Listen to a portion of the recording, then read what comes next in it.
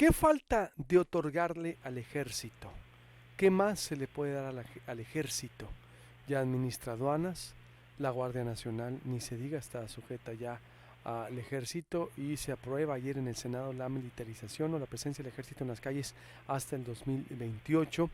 Ahora con proyectos turísticos, Mexicana de Aviación, una pues aviación militar, es y está muy cercano con el presidente. Los excesos de Ayotzinapa, tapados, por ejemplo, acusado de espionaje. A ver, ¿en qué nos estamos convirtiendo? El doctor José Antonio Crespo es alguien que entiende muy bien los sistemas comparados políticos a nivel mundial y siempre, doctor, no queremos ser agoreros, por supuesto, ni apocalípticos, pero queremos prever hacia dónde vamos, porque un ejército empoderado, aguas, doctor, ¿por dónde empezamos? ¿Frente a qué estamos?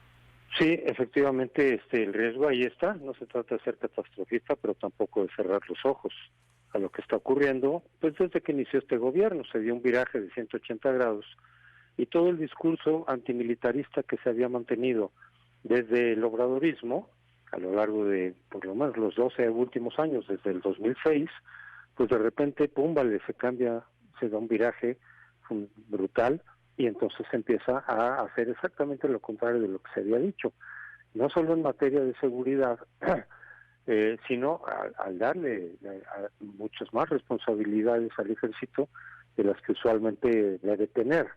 Se le va a administrar los aeropuertos, en fin, los puertos marinos, las aduanas, bancos, en fin, una gran cantidad de responsabilidades que fortalecen al ejército desde luego, que hacen también muy difícil revertir esas decisiones, si algún gobierno llegara en 2024 que no fuera de Morena, cosa que se ve difícil, pero en fin, como hipótesis, pues no va a ser tan fácil decirle al ejército, oye, regrésame el aeropuerto, regrésame los puertos, las aduanas, pues porque se trata de un poder cada vez más fuerte.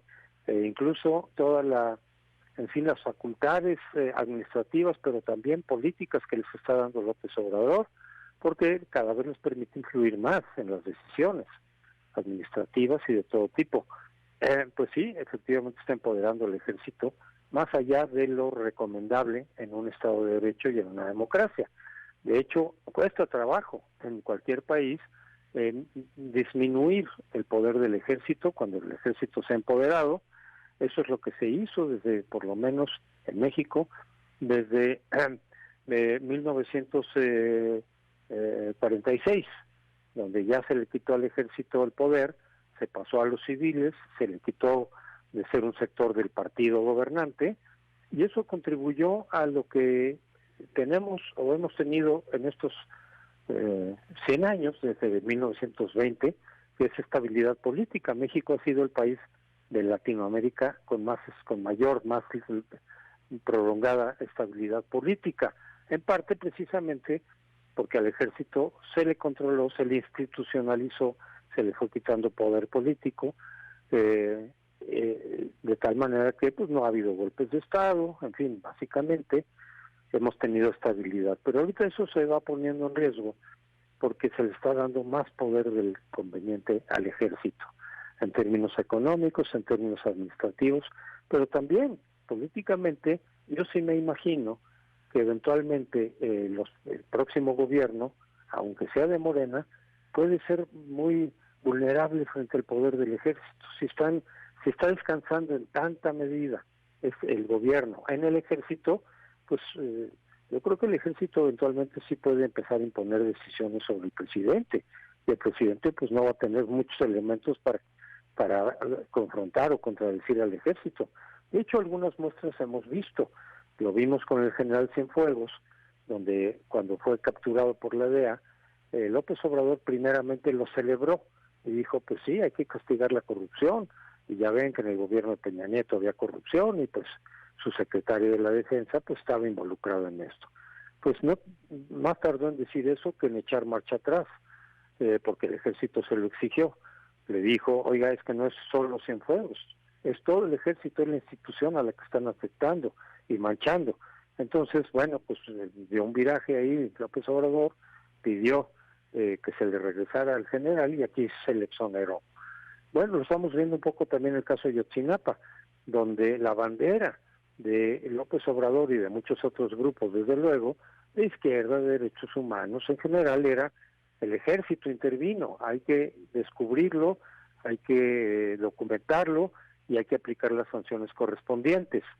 Cuando eventualmente ya se tiene esa información y se empieza a divulgar legal o ilícitamente, ¿no?, a través de filtraciones, pues entonces ahora están a la defensa del ejército y se mete en un problema el gobierno porque el ejército le exige que no toque a los militares. Él dice que son pruebas falseadas, que son pruebas insuficientes, con o sin razón. Ahorita ese no es el debate, el punto aquí, sino que el ejército logra también echar marcha atrás, o que el gobierno eche marcha atrás en alguna medida, en lo que el propio gobierno desde la oposición había mantenido. Entonces sí, a mí sí me preocupa el empoderamiento del ejército que se está dando en este gobierno, contrariamente a lo que había sido la bandera de Morena y del obradorismo desde siempre, porque sí puede llegar un punto en el cual el ejército puede empezar a imponer decisiones o frenar decisiones que no le convengan o no le parezcan al ejército, porque el poder que se le está dando rebasa cualquier límite de lo que habíamos visto en nuestra historia desde 1946. Antes de esa fecha, obviamente el ejército gobernaba. Bueno, pues Obregón, Calles, en fin, el propio Lázaro Cárdenas, pues era el ejército el que gobernaba, ¿no? Algo, un producto directo de la revolución. Pero después ya no, y ahora estamos regresando a ese empoderamiento, porque también algo preocupante es que se está borrando la frontera que se estableció en aquella fecha justamente, el despartidizar al ejército. El ejército dejó de ser parte del PRI y se ha manejado institucionalmente. Sí, Cuando sí. se iba a dar o se podía dar la primera alternancia en México en la historia, en el año 2000, había por ahí algunos que dudaban y decían, el ejército lo va a permitir, porque una cosa es que Zedillo, como un presidente que aceptó la democracia, acepte que se dé la alternancia, pero el ejército, ¿qué tal? Y algunos decíamos, no hay problema, yo no creo que va a haber problema porque el ejército ya no está partidizado. Su institucionalidad hace que le deba la lealtad al presidente, el que de cualquier partido que sea. Bueno, pues eso lo estamos también viendo en sentido contrario ahora, porque los discursos del general secretario de pronto sí muestran partidismo hacia el programa del actual gobierno. No hacia el gobierno como institución, sino su programa. ¿Cómo no? Y A ver, doctor, así es. tengo que hacer un corte y vuelvo con usted. ¿Cómo no? Pues si todo lo que le Claro. está dando el gobierno al ejército, porque exacto, toca un punto medular usted. Plutarco Elías Calles, finalmente sonorense, creador del PRI, antes Álvaro Obregón, a ver, fue el último general o político militar. Después vendría Emilio Portes Gil, Pascual Ortiz Rubio, Belardo L. Rodríguez, es decir, los presidentes o la era civil del país. Que No, trajo aunque en realidad fue hasta Ruiz Cárdenas. Cortines. ¿Hasta quién? Ruiz Cortines fue el último. Ruiz militar. Cortines. Sí. Bien. Y el primer civil fue Miguel Alemán en 46 justamente. Bueno, por eso digo esa fecha, sí. Bien, antes Manuel Ávila Camacho, Lázaro o Cárdenas, Batel, bueno, Militares. Militares, exacto, tiene razón, Sí. pero a ver, pero es un parteaguas porque era partido de Estado que era la vida, controlaba la vida política, militar y la vida del partido en el gobierno. Y ahora, ¿cuáles son los riesgos, como dice usted? Todos ya estamos volteando a ver qué falta por darle al ejército, qué falta por darle y hacia dónde nos encaminaríamos, porque en América Latina, no sé si pudiéramos hacer un paralelismo en lo que fue la Junta Militar con Vitela en Argentina, a ver, pero vamos con esto y los golpes de estados, cómo se dieron allá, Chile, que ciertamente ahí fue la CIA, fue otra historia, Estados Unidos, pero cuáles serían los riesgos encaminados con tanto poder al ejército, que ya nos describió parte de cómo puede restarle el gobierno a Morena incluso de ganar el próximo sexenio. Vuelvo con el doctor José Antonio Crespo. Estoy hablando con el historiador José Antonio Crespo sobre el poder al ejército, guardando la proporción del caso Chile, del caso Argentina, Brasil, la militarización que vivimos en los 70s y en los 80s, que fue, reitero, algo muy diferente, pero que finalmente fue el ejército quien ejecutó o todo lo que vimos en su momento en la historia, lo que leímos, lo que aprendimos, doctor, los riesgos son que, vaya, los golpes de Estado siempre vienen del ejército y ese poder que le está dando, como usted dice, a ver, ya va a ser muy difícil el margen de maniobra para el próximo presidente de Morena de llegar a ganar en el 2024, como señala, el ejército ya no va a querer ceder terreno en el poder económico, el poderío económico que tiene, doctor. Y ya como también ahorita usted indicaba, incluso le puede imponer reglas, ideas o imponerse al presidente, doctor. Es decir, ¿y bajo qué premisa todo esto? ¿O estamos siendo, o estamos yendo más allá, doctor? No, no, yo creo que el riesgo es real. Muchos lo ven, los que entienden del tema, los que pues no se van con todo el discurso de López Obrador, sino mantienen incluso dentro de la izquierda mucha gente, porque la izquierda fue antimilitarista siempre, por razones obvias. Pues mucha gente de la izquierda que no le está gustando es ver esta militarización que iba en contra de los propios principios y fundamentos de esa misma izquierda. Y claro que está el riesgo, aunque no somos dictadura militar como sí lo fueron Pinochet, Fidel, etcétera, pero precisamente allá el problema era que el ejército no estaba tan institucionalizado como en México, y eso se está perdiendo en este gobierno. Por lo tanto, se abre el riesgo de que más adelante, en circunstancias distintas, en fin, con problemas nuevos, el ejército se vaya imponiendo cada vez más. Aunque no tome directamente el poder, no es necesario. A veces basta con tener el control político real, aunque no lo tenga formalmente, para que imponga sus criterios sobre algún presidente que ya no pueda modificar las cosas, que no le pueda decir que no al ejército. Si López Obrador está amarrándose las manos, no tanto él, porque él todavía llegó con el poder presidencial muy fuerte, pero le está amarrando las manos a los presidentes que sigan a partir del 24, sean del partido que sea, incluyendo de Morena. Yo sí creo que el próximo presidente, aunque surja de Morena, ya va a estar más limitado en su capacidad de toma de decisiones, sobre todo las que no le gusten al ejército. Eso es lo que está haciendo Peruano. Yo quisiera recordar una cosa, porque no todo el mundo lo tiene claro. López Obrador en realidad no cambió su posición en el 2018-19.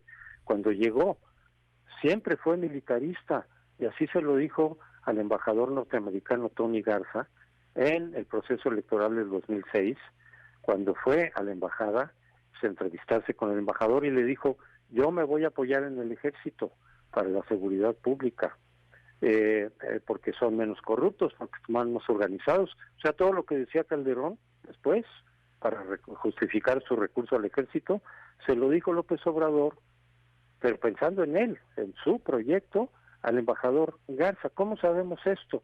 Por Wikileaks. El Wikileaks que soltó a Assange, precisamente, dicen esto, ya está, ahí está registrado en la información que la embajada norteamericana le envió a su gobierno, está esa visita de López Obrador y lo que le dijo, entre otros temas, le dijo eso del ejército. O sea, él siempre tuvo esta idea militarista, la ocultó. Después, cuando ya ganó Calderón, y Calderón aplicó esa estrategia, obviamente López Obrador no la iba a apoyar, aunque él pensaba que sí tenía que hacerse eso, sino que utilizó el discurso contrario, antimilitarista, engañando a los suyos y a todos los ciudadanos de que en realidad él era un antimilitarista. Así se manejó todos estos 12 años, y cuando llega, ahora sí aplica lo que él ya tenía pensado desde el 2006. Yo me enteré de eso leyendo a un experto, un libro de un experto, en donde ya viene eso del Wikileaks. Eso fue en 2017, cuando yo hice un libro en relación a cómo iba a ser el gobierno de López Obrador, y ahí mismo pues, lo comentamos aquí contigo, desde el 2017, y ahí yo decía, aguas, porque miren lo que pasó, miren lo que le dijo al embajador norteamericano. O sea, que ese antimilitarismo que ha estado expresando públicamente, igual y no es verdad, no es cierto. Y él ya proponía la Guardia Nacional, pero ciertamente como un organismo civil, y ahora pues ya lo cambió a militar. O sea, él ha sido militarista, pero lo ocultó, y ahora en el poder lo ejerce plenamente, fortaleciendo enormemente al ejército. Bueno, pues es lo contrario. Eso normalmente se lo atribuimos a gente como Bolsonaro, como Trump, o sea, populistas, pero de derecha o de ultraderecha, no de una izquierda supuestamente progresista y democrática, que era con la bandera que él se ha vendido. Entonces, claro que hay riesgo, por supuesto.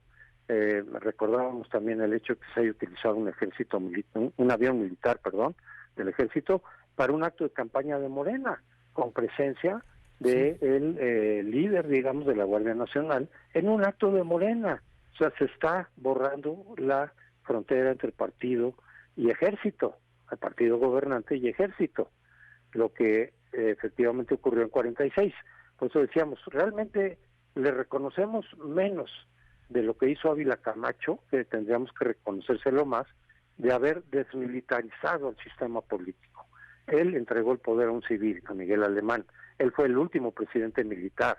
Él quitó al ejército del partido, como sector de partido.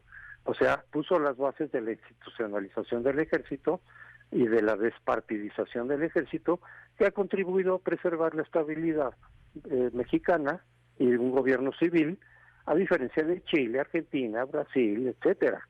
Y ahora ya Venezuela, cuando llega un militar, que es Hugo Chávez, y que también empieza a fortalecer al ejército, porque también en Venezuela ahora y en Nicaragua es el ejército el que predomina, sin que sea una dictadura militar abierta como la de Pinochet, pero el ejército ahí ya cogobierna, y eso es en lo que estamos aquí en México también ya, a hacer del ejército un cogobierno con un presidente civil, pero ya más limitado. Y eso ya a partir del 24 pues lo vamos a empezar a ver con cualquier presidente que llegue de cualquier partido. Va a estar disminuido. Pues conclusión, doctor, entonces... Sí, vamos a la militarización, se está fortaleciendo cada vez más. Ahora con lo de las filtraciones del ejército, nos estamos dando cuenta que había también, o hay más planes para seguir fortaleciendo económicamente al ejército. Después va a ser muy difícil controlarlo, va a ser muy difícil negarse a cualquier decisión o imposición que le haga el ejército al presidente. Esto apenas empieza, doctor. Vamos a seguirle la huella porque, reiteramos, es ya un poder económico, a diferencia de las dictaduras ciertamente militares en Latinoamérica, en Brasil, en Argentina, ciertamente en Chile, que allá era un sistema político militar en donde todo lo controlaba, pero ahora le estamos dando un poder económico militar, económico político también, es decir, está disminuyendo al Ejecutivo, está disminuyendo a los otros poderes, o lo va a disminuir porque, como dice usted, exacto, va a ser muy difícil revertir estas decisiones en el 2024, o al ejército seguramente va a llegar alguien y va a decir, oye, ¿sabes qué? ¿Qué crees? Pues ahora las empresas que estás administrando, este dinero que estás ganando, viene ahora para el Ejecutivo. Ah, claro que sí, te va, digo, vaya ¿no? Metáfora, pero no se va a poder, doctor. Para cerrar, entonces, difícil situación a futuro y a corto, mediano plazo. Pues sí, desafortunadamente la gente votó en 18, la mayoría por supuesto, por un militarista, sin saberlo. Pero lo malo es que muchos de los que lo siguen, que también eran antimilitaristas, pues lo apoyan ahora en esta decisión de dar un viraje de 180 grados para militarizar el país, y lo siguen apoyando, su partido, muchos de sus adeptos. Obviamente mucha gente de izquierda sí se está separando, precisamente porque digo, ese no era el programa de izquierda, no era militarizar al país. Este señor, este presidente, lo está militarizando fuertemente. O sea, resultó ser, en este aspecto, no digo que en todos, pues algo parecido a Bolsonaro. No en todos los aspectos, no en todos los temas, pero sí en este. Pues ahí está la información, doctor, y estaremos, como siempre, consultando. Gracias y estamos en contacto. Hasta luego. Adiós. Doctor José Antonio Crespo, ¿qué opina usted? ¿Cuáles son los riesgos? ¿O usted confía? Ciertamente, a ver, hay que poner las cosas en su justa dimensión. El ejército es la institución de México con mayor aprobación, de la de mayor prestigio, pero el poder que se le está dando económico, administra aduanas, aeropuertos, ahora con el poder de la Guardia Nacional, bancos, su presencia hasta el 2028, se le ha pues prácticamente matizado las acusaciones en torno a espionaje, al caso Ayotzinapa. El ejército ya tiene un poder real. ¿Cuáles son los riesgos? Estamos haciendo lo correcto, muy diferente al caso ciertamente latinoamericano, en donde fueron dictaduras militares, el caso Brasil, Argentina, Chile. Pero, ¿y si el ejército quiere más? ¿Qué falta de otorgarle al ejército? ¿Estamos dimensionando hacia dónde vamos y lo que estamos haciendo?